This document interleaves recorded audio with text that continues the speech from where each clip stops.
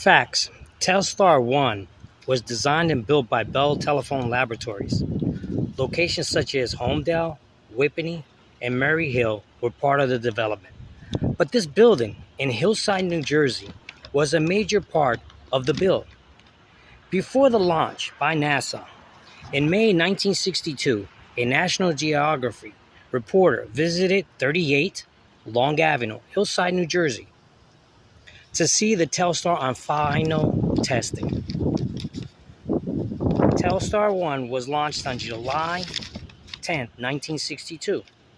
The first live broadcast of television was July 23, 1962, which is 60 years on July 23, 2022.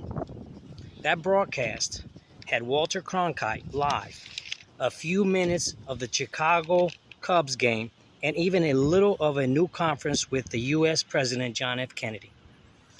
So this building is history, and many people have never even heard of this building, but it played a major part in the final testing of the build of Telstar back in 1962.